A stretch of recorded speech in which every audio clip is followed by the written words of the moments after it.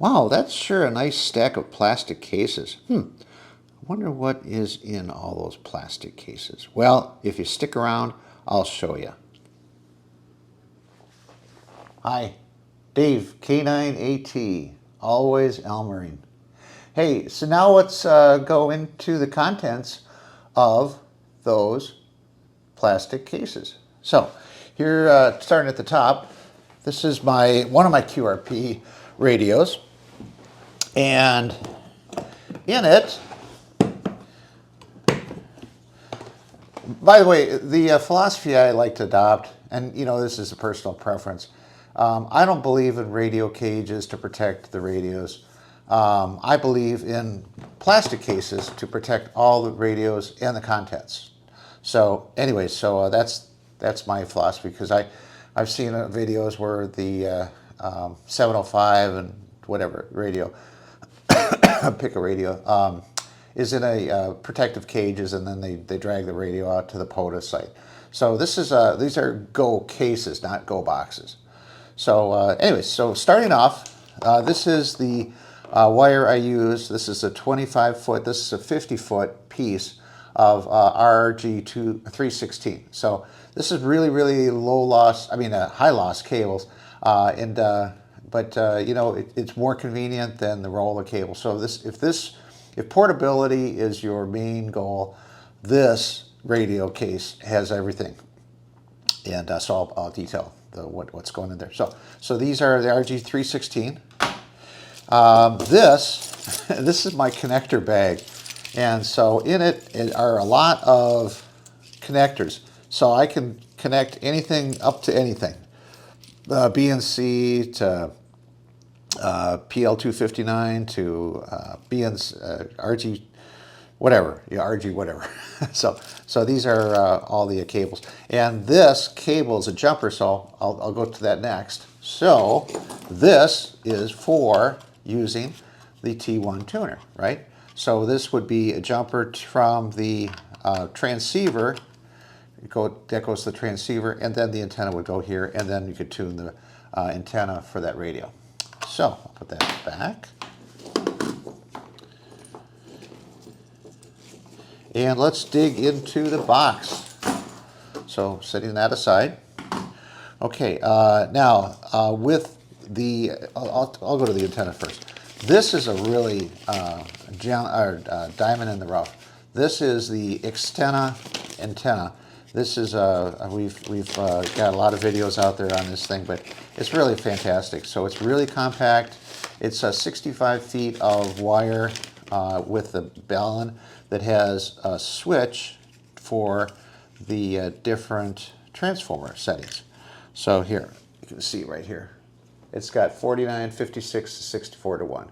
So if you don't have this, I recommend buying this. This is only $64 on Etsy, not eBay, Etsy. So look it up, and he'll be more than happy to sell it to you, send it to you. Okay, so with that in mind, when I'm using an end-fed, since the losses are it's the high current at the transceiver, it's a good idea to have a ferrite coax. So this is a jumper for the radio, and so this would go on the radio, and then the antenna would connect directly to this or to this right here, which is the tuner. Okay, so let's see, moving right along here. This is the charger for the radio, which is, here's the radio, the TX500. I'm not going to go into depth about this, but this is a Rockstar radio. And I've got it paired with the BP500, the battery pack. There's 6 18650 batteries. And as a point of reference, I used this for a POTA adventure the other day, and I got like 150 contacts on the battery, and it still had lots of room to go. So this has only 10-watt radio, but the battery pack definitely keeps up with it. Okay, putting that aside.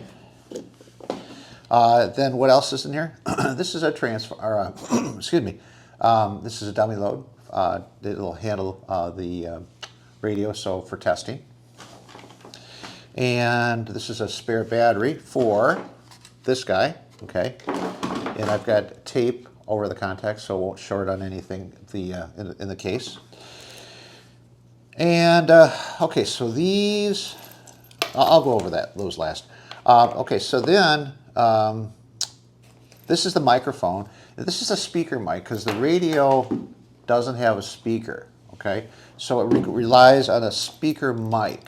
So what I did is I modified the microphone connector to pull out the speaker power, which is, I think, remember, pin 1 and 4. And I just put a jack on it. And so with this, I can use this jumper 3.5 millimeter jack right here. So I just jumper into this right here. And then here's my external radio, which is a Bose SoundLink Mini. And so these could be really, really powerful and have nice clarity audio. These you can't find on the commercial sites like Best Buy or whatever. These have to be bought at Bose.com. So if you're interested in this radio, now it's been upgraded because I got a new version too. I got 2 of these, and I'll show you that in the other case. So this has a micro USB. The newer version has a USB-C. Okay, so I plug this jack into there, and then this jack into here, and voila. So not only do you get the speaker audio from the speaker, but you get it from the speaker mic too. Okay, setting that aside. Okay, and then this is a radio towel, whatever. So I can set the radio on a towel, and this way it has a nice place to sit while I'm at sometimes raggedy and worn out picnic table. Okay, and then I've got another ferrite bead connection. This has different connections than this. So these are PL259 male and female, and this is a custom cable that I ordered from ABR Industries with B and C's on either end, and this has a right angle, so it can go right into the radio. Okay, see.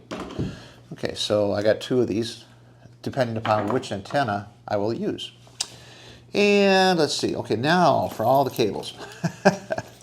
There's a lot of them here. So let's see. We'll start with this one. This is a USB-C to a USB-C, and it's got a ferrite bead. This is for the rig digi-rig. So if I want to do FT8, I use this in conjunction with these 2 cables. This is part of the digi-rig kit that comes when you order that digi-rig. I think they were like 99 bucks.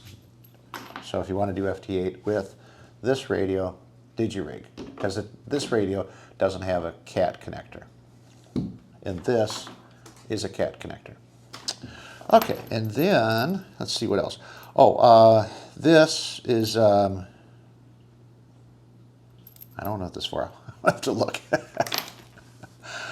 Sometimes I have more cable than I know what to do with. Okay, so this is to run the charger, or charge the radio right here, okay, and from the battery box. No, it's not. This doesn't plug in there. Okay, I'll skip that. Oh, here it is. Yeah, okay, so this is the radio cable to charge the radio from the battery box. And I'll show the battery box at the end of all these cases. Okay? This will be probably a long video. Okay, and then, okay, this is the USB cable to program the firmware, future firmware versions. And so this is required for the firmware updates. Or rig control. So this is providing to a USB connection to the computer for rig, the radio programs that run rigs. Okay, and let's see. Okay, this is for, get this now, this is for charging this radio with a solar panel. So this is the XT60 connector, and so with the other cable on the other end of the solar panel, I can actually charge the radio. And you know what? What's really cool about this battery pack? It's got a built-in charge controller. So in other words, this battery can take anywhere from 12 to 30 volts. And most battery or solar panels are 27 volts. And Nina's coming into the video here, so that's my cat. And so that's really kind of cool. So in other words, if you were going to use a solar panel with this radio, you would have to have a charge controller in the middle. So because the battery pack has a built-in charge controller, you don't need a charge controller separate. Okay, and let's see. And then this is the cigarette lighter plug for running it through the USB connector. And then this is a connector to change the laptop, because my laptop is a Mac, and it doesn't have a USB-C, a connector, and this is the converter from a USB-C to USB-A. Okay, and and this was the original, the way it would be run or powered. This would go into this connector right here, and this would be going into the Anderson power poles on your battery box. Now, when you're running with the battery pack, you don't need this. In fact, if you run with this and a battery pack, then you're going to toast the radio. So this is not being used now. But if I disconnect the battery pack, then I will need this. Okay. And let's see. Oh, and then this is to run a CW keyer. If I want to go CW, this would just plug in there, and then the 3.5 millimeter would go into here, and then the other end is the key. Okay, and then I'm trying to figure out what these are for.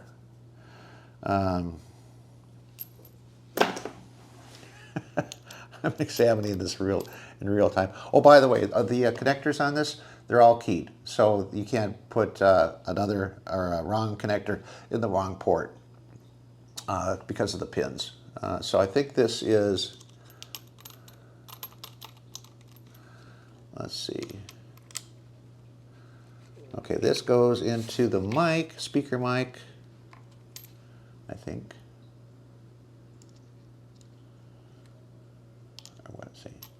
Oh, no, this is the data. Oh, yeah, okay. So this goes with the DigiRig. Yep, this is the this is the third. So this cable, along with this, as you can tell, I do FT8 a lot, goes like that, and then this goes into the audio, and then this goes into the audio and the input here on the radio. Okay, very good. Whew.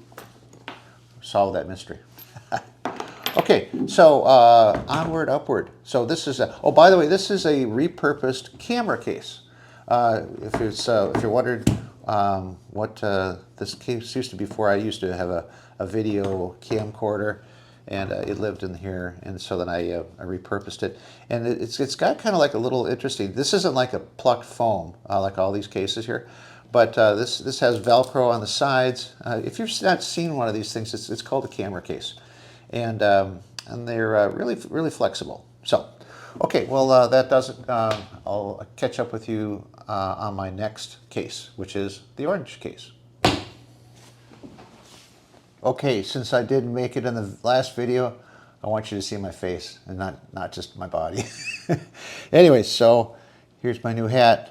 K9AT, always Elmarine. How about that? Okay.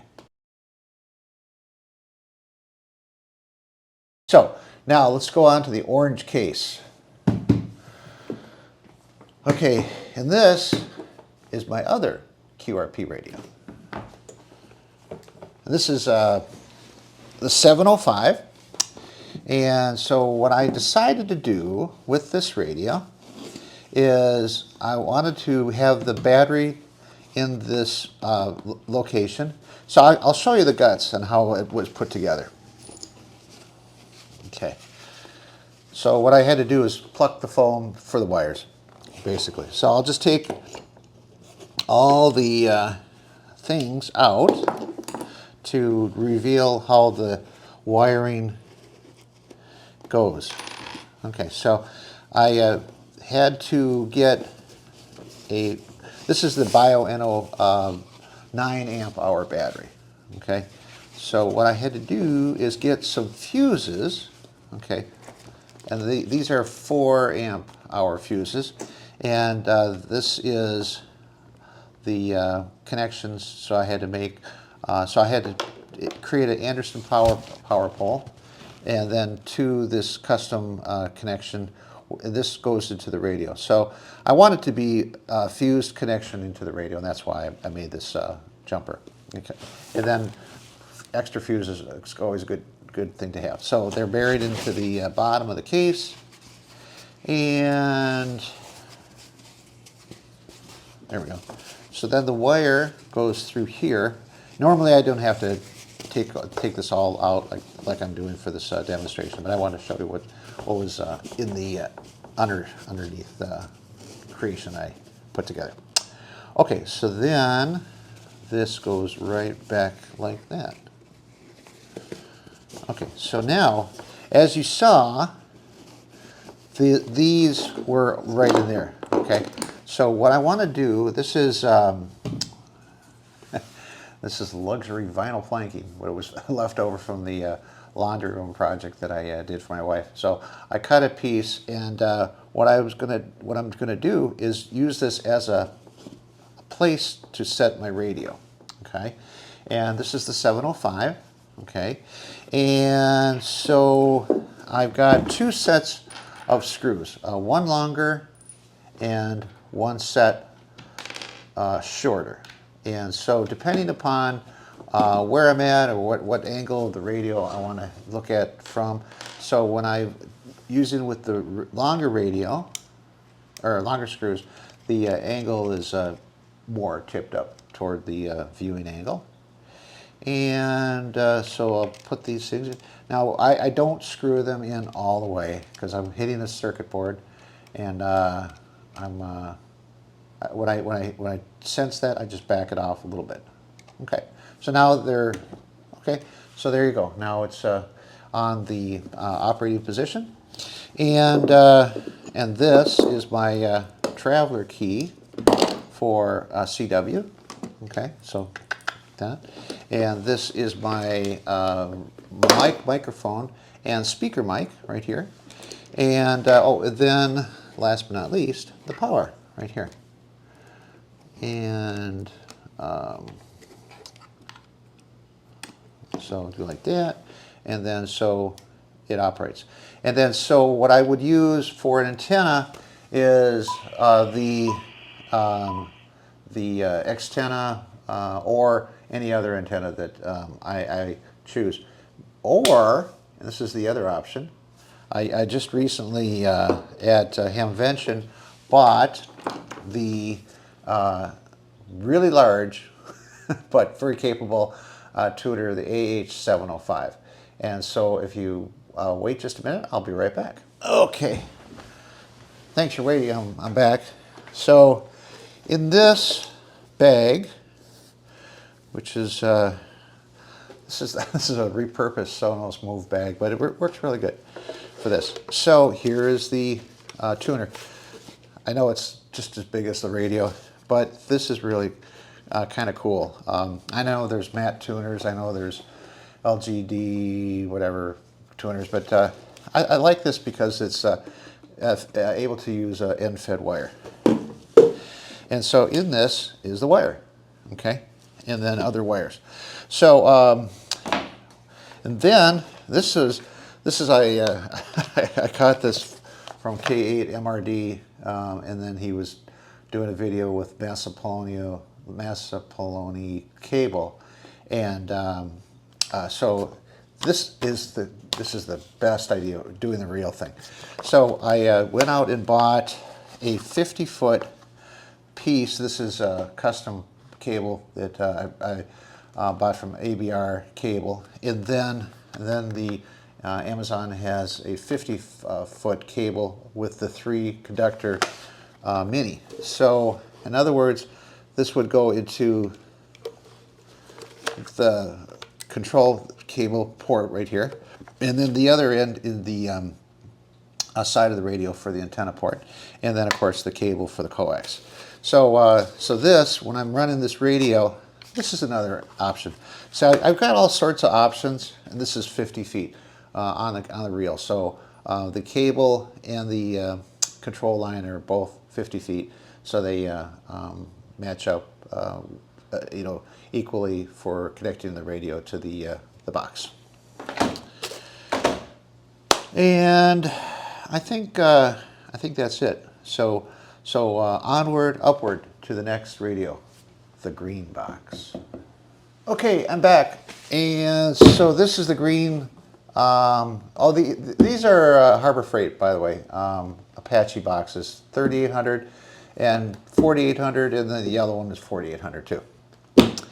And these are really probably close to Pelican without the Pelican price. So I really love these things, and they're a hit in the ham community because they have the pluck foam like the Pelicans. Okay, so now there you go.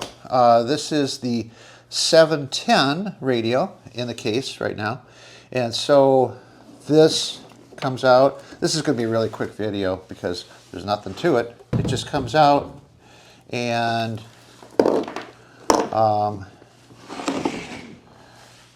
then once again, here's my SoundLink Mini.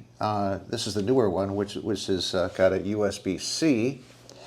And so what I do is I hook up, because this radio has the AES-S, but you know what? You don't have to use their AES speaker. You can use any old speaker. And so when I couple it with this SoundLink Mini, it sounds really, really good. And so that is the radio, and then the microphone, and then this goes to the battery box. So in a matter of like 5 minutes, I'm just up and running. So this and this is a 100-watt radio. And this is not a QRP radio, although it could be QRP if I would turn the power down. This is really good radio. 710. It's like the FTDX10 without the price, and it's every bit as good as FTDX10. And why do I say that? Well, because I owned one, and I sold it. Because I found the knobs, the buttons around the knobs, or the VFO, I found them confusing, and you know, I was accidentally hitting the button that I wouldn't. So where the buttons on the 710 are on the row up on top, they're much easier to get at, and you know, whatever. I prefer this radio to the FTDX10. I know it's not as good as in Sherwood List, whatever, you know, if that matters to you. But I think, you know, you're splitting hairs at that certain point with the Sherwood List. Okay, that's it for this radio, and so onward to the next radio case. Go case, actually. Okay, now this is the fourth and final case. I had to get creative with this one because there's a lot of stuff in here, and I had to pluck the foam in such a fashion that it would all fit. And so what I discovered is with this, these cases, there's 2 rows of foam, and so I made use of the 2 rows, and I have one large box on the bottom and one on the top. So I think you'll find this creative.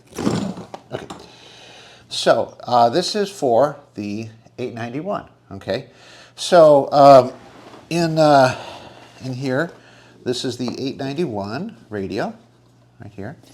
This is the venerable POTA radio, and then this is the LDG AT100 Pro. So in the configuration at the park, this sits on this like this, and you know, it looks good. But you know what? There's all sorts of interconnect cables with this radio.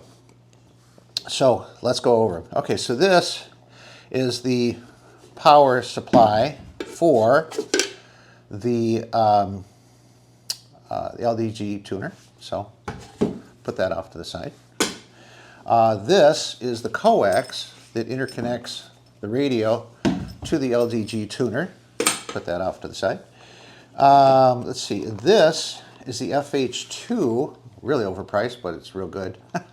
So when I press this one button, it's the same as punching the virtual button on the radio for recorded message like CQ Parks in the Air or whatever. Okay, so that's that. And here's the microphone, okay? So I had to disconnect it from the radio, so I'm installing the microphone. So this is a radio that requires like extra setup time, but I think it's worth it sometimes because I love this radio. I love all my radios. Anyways, so it would go into the behind the face. So this has got to go be attached at the park. And then here's the power cable right here, okay? And then I've got another assorted goodies here. So this is a SWR meter for measuring power and also SWR. And so this is the thing that makes it come all together. So I will show you now my battery box. Let's see. Yeah, this is a power meter. So what I've got is battery box, which I'll show you here.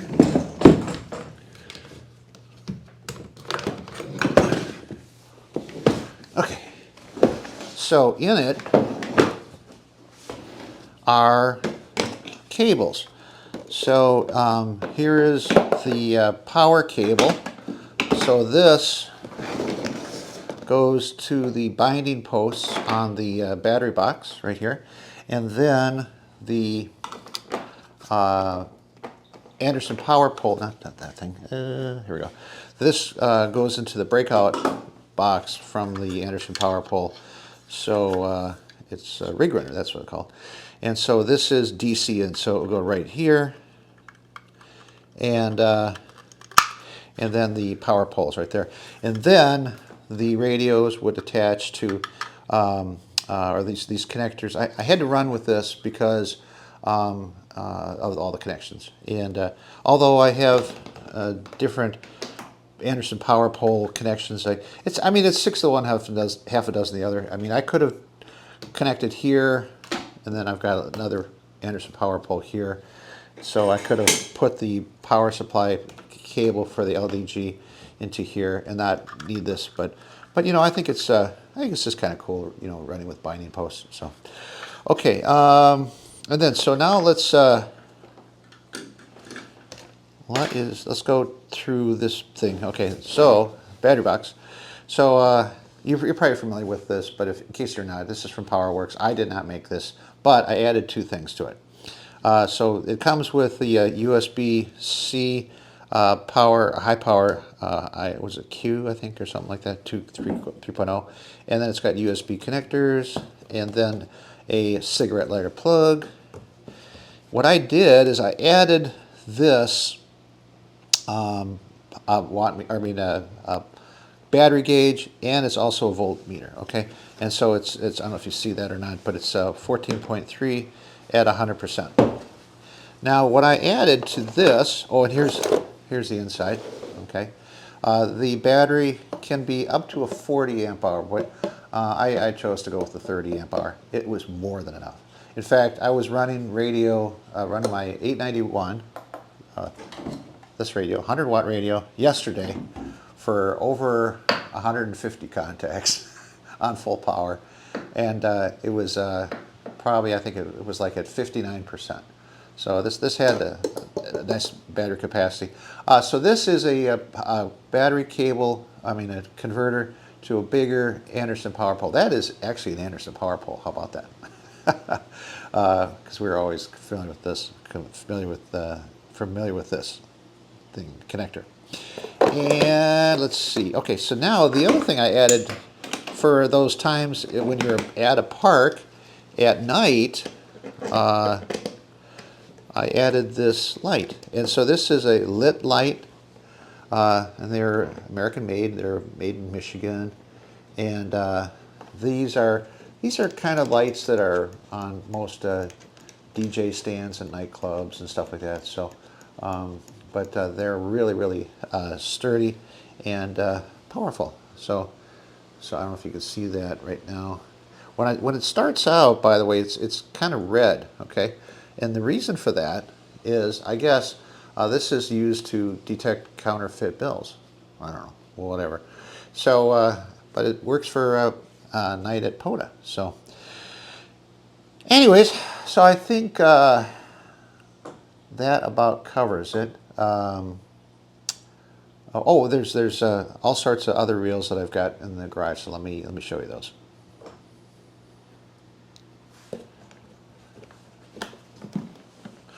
Okay, so this is a smattering of the reels. So once again, these rocks, you know, these reels are cool, because what you do is you get, like, just reel it out instead of having to wind it up manually, and, you know, dealing with the cable and the kinks and stuff like that. So this is 100 feet of RG, let's see, LMR 240. Yep. And so this is my go-to antenna for high power. So that Xtena that I showed you, honestly, you can use it with high power, but not FT8. But it could be good for sideband. But if you try it with FT8 and 100 watts, it'll cook it. But this is my antennas. And this is not the 2K version, 2KW version, but this is the low power version, and this is the 10 through 40. And the transformer on it is smaller as a result, and the cable winds nicely on this reel. So you know, when I get to the park, just reel this out, throw a wire in the tree, and you know, call it a day. And let's see, and then this finally, this is the coax that came with my Alpha Delta loop, not Alpha Delta, Tactical Delta loop by Chameleon. And it has a ferrite bead. This is a 50-foot piece. And this is a really convenient cable for using with the end feds, you know, when you're running with the high current at the radio. So that protects the radio. So, okay, so the question begs to be asked. So, which radio do I use? Well, you know what? I bring all of them to the park in my car, and so whatever I'm into the mood for, I grab that radio and go with it. And it probably depends on propagation. So if it's really good, I'll try the QRP. But if it's not so hot, then I'll have to go with a 100-watt radio. And I pick the radio and pick the antenna. So fortunately, I'm blessed with lots of radios, as you see. But I don't typically, when ham radio operators, you know, buy one radio, they feel compelled to sell it. But you know, I keep them, because you know, what's the sense of, you know, losing money on radios if they're able to be used for some purpose sometimes. So I tend to keep them. So anyways, that's it from here. I hope you enjoyed this video, because what I was trying to illustrate is I was trying to show that there's an alternative to running with cases on the radios, and instead of putting in the radio in a case. So I like that, yeah.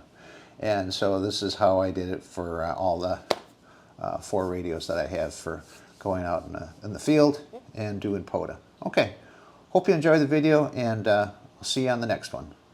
7-3, K9ET.